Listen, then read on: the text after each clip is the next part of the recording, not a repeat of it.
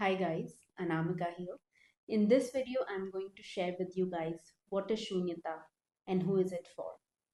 So, let me first start with the origin story of why Shunyata holds a special place in our heart, why it is an integral and important part of all the work that we do in Anamify. So, when we were dealing with a lot of one-on-one clients on an individual basis, when we started our journey, we started observing the kind of issues that people were coming with.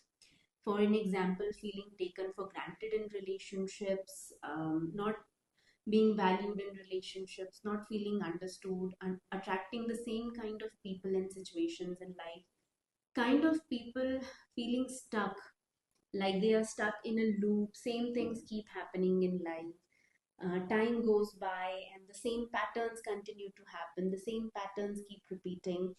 They are stuck in negative self talk, kind of feeling very anxious, very stressed, worried about the future, or always in the over thinking kind of a mode. Maybe they are feeling exhausted, they are procrastinating, they're not able to take actions. They have very low energy, don't have clarity in life, feeling directionless in life, right? Not knowing where they are going. They kind of feeling lonely, and work relationships at workplace are suffering at times, career is suffering at times, finances, or maybe different kinds of stress at workplace, attracting toxic people in life, money or career related issues, at times even health related issues, where people manifest a certain kind of disease or mental health issue for themselves. Even when stress and all the things we have accumulated from the past, those things have started coming on the surface, like infertility issues, weight gain issues, excessive weight loss issues, skin related issues, PCOD, PCOS, um, pain in the body, not feeling, a lot of lethargy, a lot of this lack of energy, at times having no sexual interest, or having a very high libido, being addicted to porn or social media, maybe food. So all of these, and the list is long, so I already covered a lot of things, but these are all the kind of different issues that we were encountering while talking to people.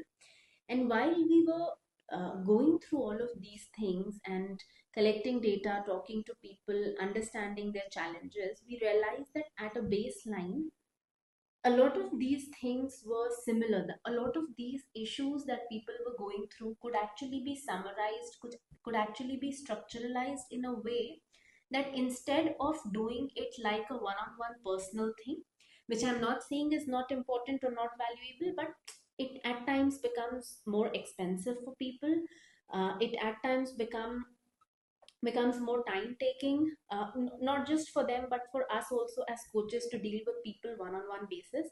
While the investments of time, energy, efforts, money, everything increases, so we realize that why not we can create something which is of the same impact, can cost less, and also provide them a group, a community where they can work with. Because it really matters at times that you realize that you're not alone on this journey. There are people who are walking with you. Then also, a part of it, we can personalize it based on anything subjective that comes up for people. So we realize that this can actually be created into like a healing journey, which can happen level to level, which can happen layer by layer, and all of these things can be integrated, keeping into mind the pillars of emotional intelligence, mindfulness, psychology, also laser coaching principles, and also ancient Eastern wisdom that we bring on table from our own personal experiences also, and the things that we have learned from our masters. So now let me share with you guys what is Shunyata. Hmm? So, like Rumi said, that your task is not to seek for love, but rather merely seek and find all the barriers that you've built against it. So if you remember yourself as a small baby, like a 2 3 month old child, or if you just have a baby around you that you can observe, and you can see that the sense of self for the baby has not developed yet. It cannot distinguish between itself, the world, and other people.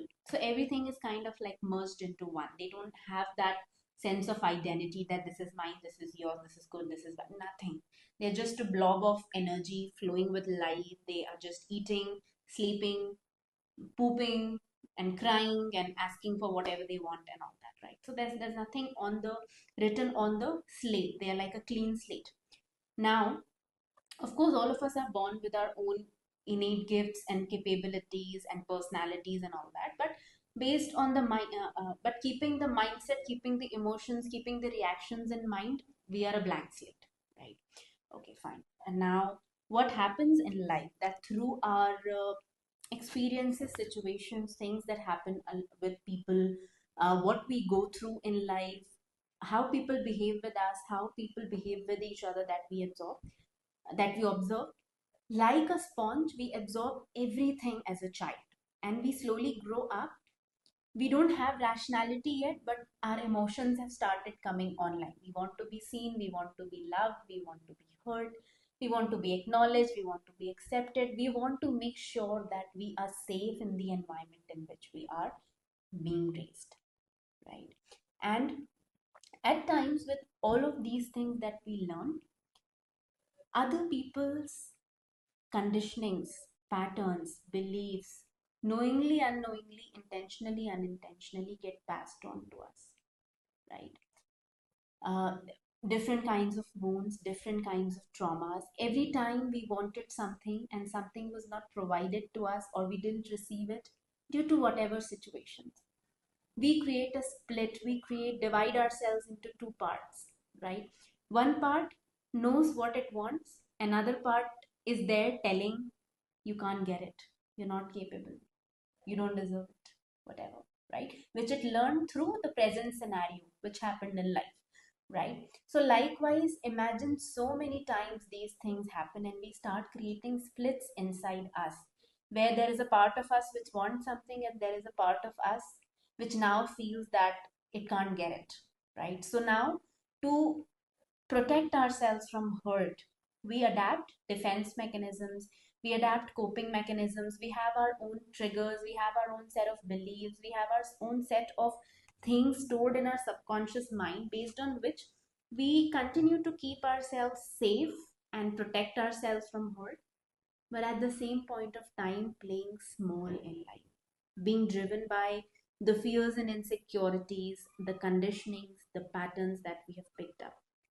Even even though as we grow up, rationality comes into picture, even if we know in situations how what we have to do, yet we end up reacting the same way the moment we are triggered, the moment anything that you know hits that chord inside us that brings out the pain and hurt that we suffered in the childhood, right? Usually till the age of 8, 9, majority of our belief system, majority of our subconscious belief system is created by the age of 8 and 9. And that's how most people continue to operate for the rest of their lives until the subconscious or unconscious is made conscious and healed, right?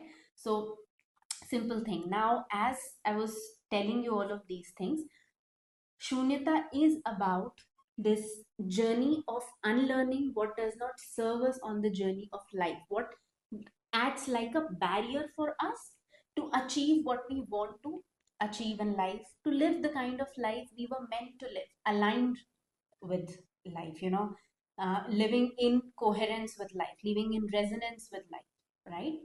And unlearning, shedding the things which no longer serve us. So Shunyata is less about learning because, of course, there will be a lot of tools and techniques and practices and things that you will learn in the process.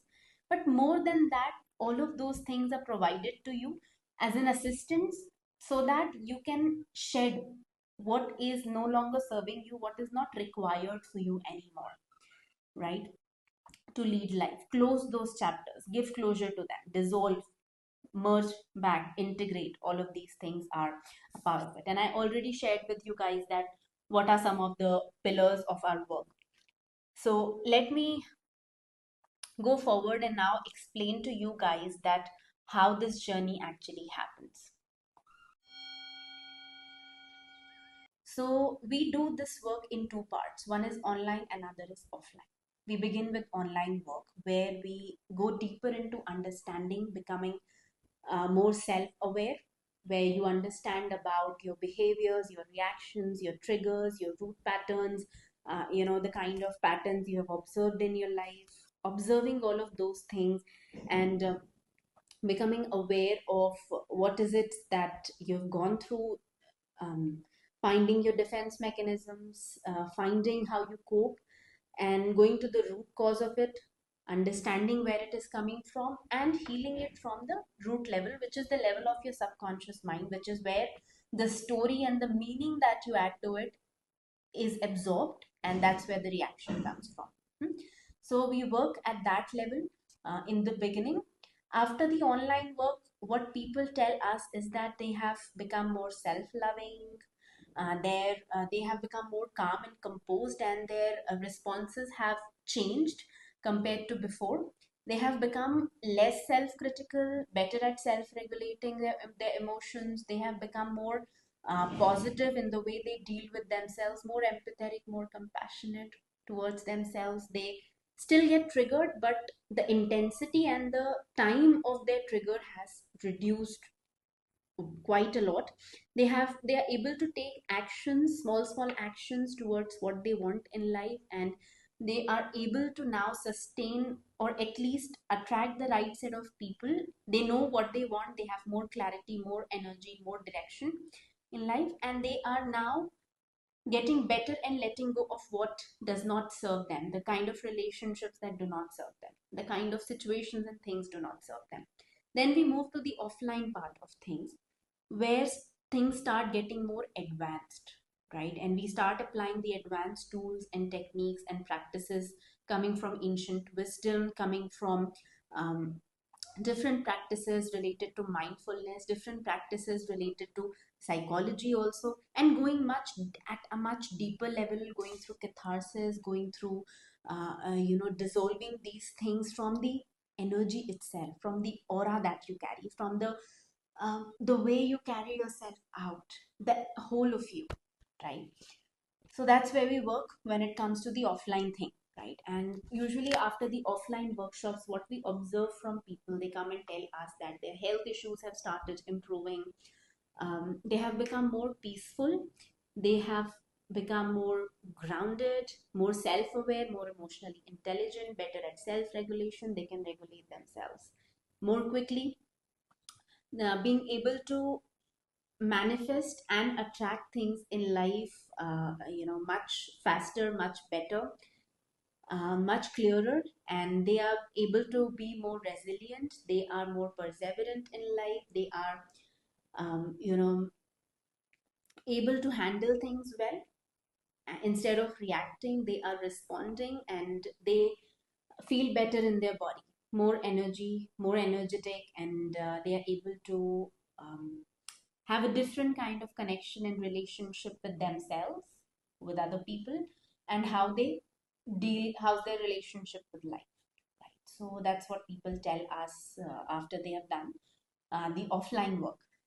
So yeah, that's a little bit about Shunyata from my side today. I'm sure that some of the other part of it you would have connected to, and if you have any further questions, or you would be interested in this, you can fill an expression of interest form, and either me or somebody from my team will connect with you to answer your questions.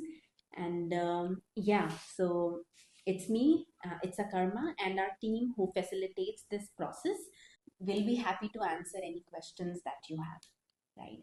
So that's all from my side, and thank you so much for watching this entire video, and wishing you all the best. Bye bye.